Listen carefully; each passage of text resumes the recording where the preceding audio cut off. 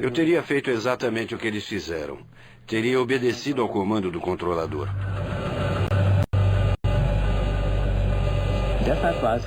De repente, pudemos entender por que a tripulação agiu daquela forma. Os investigadores descobriram por que os dois aviões estavam descendo.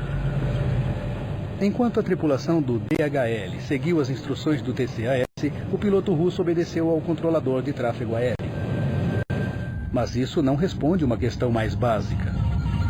O TCAS é tido como um sistema de último recurso. Para começar, os aviões não deviam estar próximos o suficiente para acioná-lo. Os investigadores voltaram então sua atenção para a sala de controle de tráfego aéreo. Um controlador deve avisar os pilotos para mudar de altitude pelo menos 2 minutos antes de um conflito potencial. Mas Peter Nielsen só disse à tripulação russa para descer 43 segundos antes da colisão. VTC 2937 descer. Por que o controlador emitiu a ordem tão tarde? Tarde a ponto de existir o perigo de um acidente.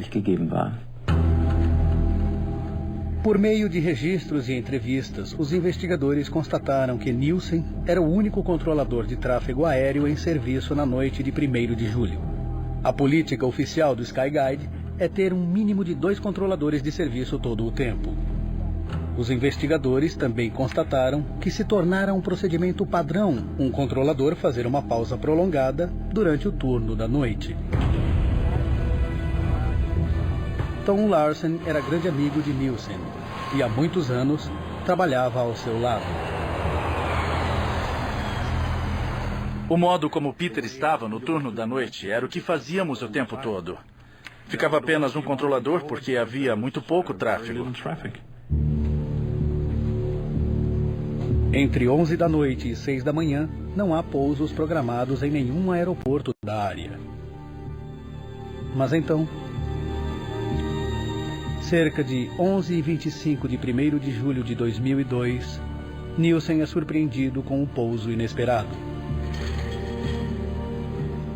Havia uma aproximação para o aeroporto de Friedrichshafen que tínhamos de coordenar.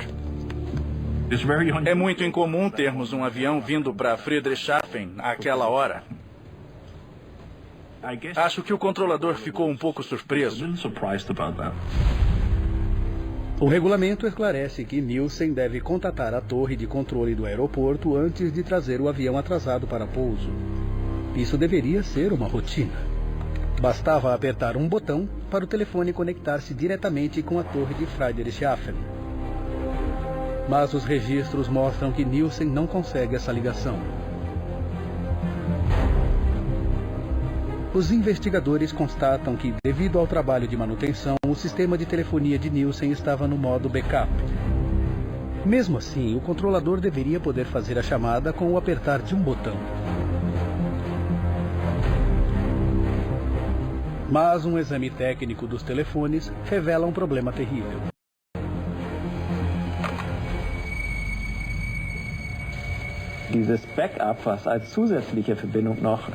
O backup que deveria estar ali como adicional não funcionou aquela noite. A comunicação telefônica não foi possível devido a um problema técnico. Nielsen tenta repetidamente chamar Friedrichshafen. Uma tarefa de rotina que de repente está tomando muito de seu tempo. Die gewünschte Verbindung ist nicht möglich. Ele estava mais ocupado do que estaria normalmente porque não tinha como fazer chamadas telefônicas. Teve de buscar soluções alternativas. Teve de procurar outras formas de se comunicar. Perdi minha conexão telefônica com Friedrichshafen. Você poderia ligar para eles, por favor? Preocupado com o Airbus atrasado, Nielsen ignora o tráfego de passagem. Foram 5 minutos concentrado naquele problema, desviando sua atenção do que estava acontecendo na tela do radar.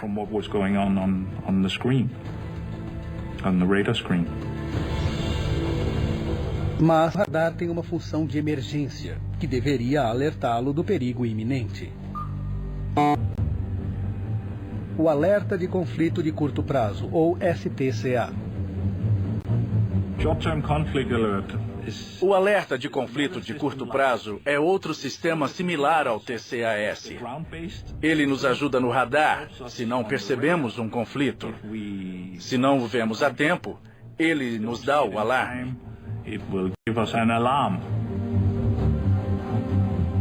2 minutos antes de uma possível colisão, um alerta do STCA deveria aparecer nas 2 telas de radar de Nielsen, juntamente com um alerta de áudio.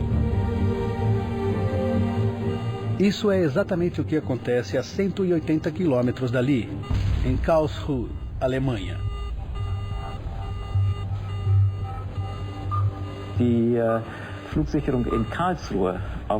O controle de tráfego aéreo em Karlsruhe detectou em sua tela de radar que 2 aeronaves estão se aproximando mais do que deveriam. Os registros revelam que o controlador em Karlsruhe tenta falar com Nielsen para avisá-lo. Mas o sistema de telefone de backup defeituoso impede a comunicação. Regras de aviação não permitem que ele faça contato com aviões fora de seu setor, a menos que o controlador encarregado tenha perdido a consciência ou deixado seu posto. A ATC de Karlsruhe decide seguir o protocolo e tenta falar com Nielsen 11 vezes no total, sem nenhum sucesso. BTC 2937.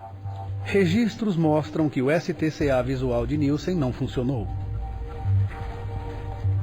Royce constata que o radar de Zurique também está em manutenção, significando que estava em modo de backup.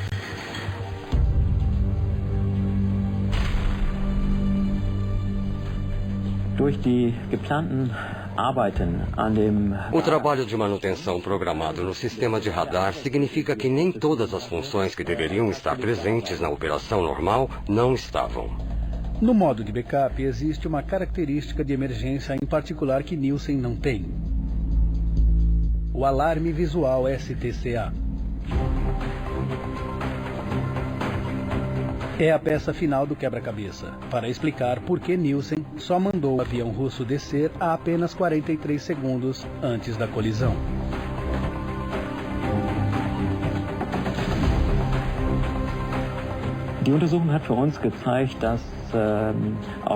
A investigação nos mostrou que uma série de eventos infelizes ocorreram ao mesmo tempo para o controle de tráfego aéreo. Se Nielsen tivesse ouvido o alarme STCA antes que o sistema TCAS a bordo do avião entrasse em ação, não teria havido conflito e o acidente teria sido evitado.